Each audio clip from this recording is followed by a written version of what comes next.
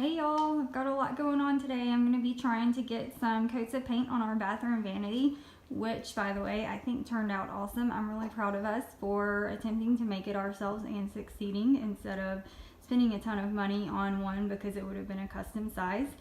And here is our awesome shaker door that we built.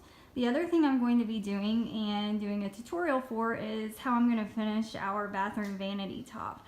We're putting a waterfall faucet with a vessel sink in this bathroom. So for the vanity top, we just got a piece of spruce pine fir board, I think is what it's called, I think we got this from Home Depot. It's about 3/4 of an inch thick. I'm going to be finishing it with that Restoration Hardware grayish weathered oak style finish. I really like the way that looks, and it just really will tie everything in and give the room a little bit of color that it needs.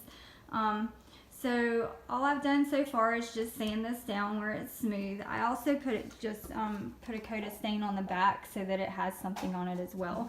But anyway, the first step for the top after you sand it smooth is to take some dark walnut stain. I prefer to apply my stain with a rag. Some people use a brush. I like the rag because I just feel like it gives me more control. I can wipe excess off as I'm going along and whatever. And when I remember, I wear gloves so that I don't end up with some gross dirty fingernails. So what I do, this is a rag I used yesterday to do the back, but my stain is stirred up and I just dip my corner of my rag in, and you want to go long ways with the grain of the wood, so I just start somewhere usually along the edge and then just rub it back and forth, and I will continue to do this until I get the whole top done, and then once it's dry I'll show you the next step. Okay, it's been about an hour since I applied my stain. It is pretty dry for the most part. I can rub my hand on it, I don't get any stain on me. There's some areas that feel like they could dry a little bit more, but that's okay for this next step. So the next step is you need a wire brush. Apparently Neil's had this one for forever because it looks like it came over on Noah's Ark, but it gets the job done. What you're going to do is you're just going to put it on the wood and you're just going to rub it across there. It really doesn't matter the pattern, you're just giving it some distressing so that you get the right look. I'm going to try to hold the phone and do this. We'll see how this works out. It does make kind of a horrible noise, so bear with me here.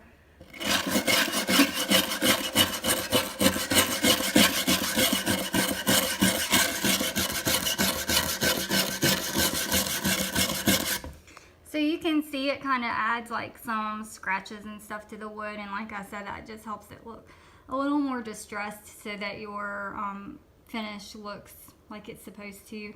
It does make a mess. It leaves some of the wood and the stain like in little pieces, and so what I just do is I just vacuum it off when I'm done. So I'm going to do this to the whole top of my countertop. I won't do anything to the sides just because it's kind of narrow and it won't really matter, but just to the top, and then I'm going to let it dry a little bit more, and then we'll be on to our next step. Alright, so now it's time for our next step in the vanity top process. What you need is a gray and a white paint. I use Annie Sloan chalk paint. I have a Paris gray and I have an old white. I'll just put some of them in little containers because I'm going to be mixing them together. So what I'm going to do is I've got them in my little containers so that if I end up needing to stick my spoon back in them or whatever I use to mix them, I'm not contaminating the whole jar of paint and ruining that. So take a little spoonful of one color and put it on something like this cardboard, something that you can throw away or something you can clean out. Cardboard is just what I picked up first. So about an equal size spoonful or so of each. Like that there. Put that back over there. Take my paintbrush. I have invested in an Annie Sloan paintbrush. I do think it makes a difference. They clean well if you just clean them with Dawn or whatever when you're done painting. So I'll take my colors, and with another plastic spoon, because I can throw it away, I'll just mix them together on my cardboard here.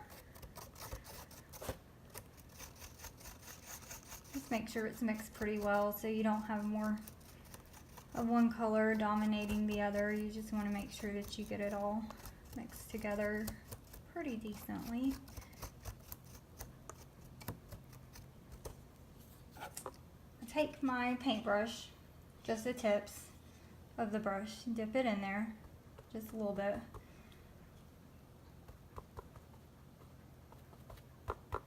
Or I have a decent amount on the end, but then I blot it on the cardboard.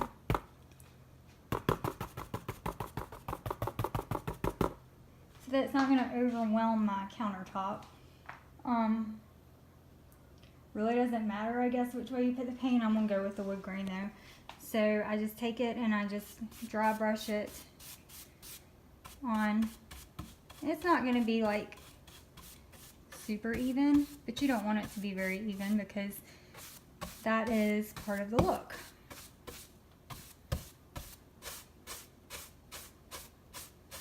If it gets heavy like that kind of did right there, just take your brush and try to smooth it out the best you can. As you can tell, that really smoothed that heavy area out. Sorry for the shadows, y'all. This is my very first time ever doing a video tutorial post, so bear with me.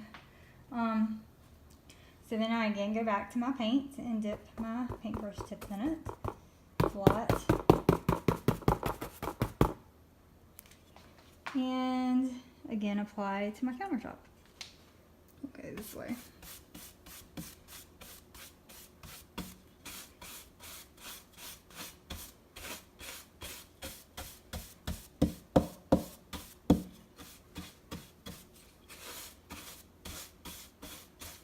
So I'm going to repeat this whole process until I've got the whole thing covered, and then I will show you what happens next. Alright, so I got all my paint on and I let it dry, and this is what it looks like. Okay, so next step, dark wax. Again, I have Annie Sloan brand. You can use a wax brush for this. I have her wax brush. I like it better than anything I found at Lowe's to apply wax. After I use it, I just put it in a cup of warm water and Dawn for like a day or so and then wash it out. But I found it easier to do this with a rag just because it's such a large surface, and I just want to be able to smooth it easier or get it smoother than I can with the brush. So I just have a rag, and I'm just going to dip it in my wax like that. And then start wherever you want to start. That's what it looks like on my rag. And again, let's see if I can hold the phone and show y'all what I'm doing. And so you just take it and you just rub it on.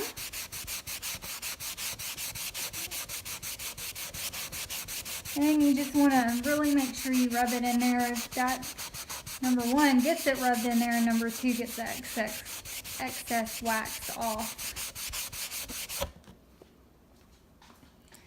Then I'm just going to continue to dip my rag in the wax and continue to do this all over the surface of my vanity top.